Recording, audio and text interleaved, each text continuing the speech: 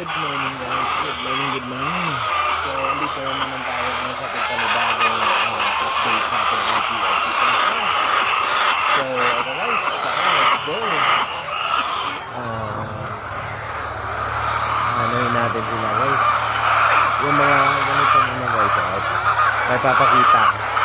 Ito, prolapse. Sobrang laki ng eggs dito guys, siguro nasa mga 80 grams to. Ayan, may dugo siya.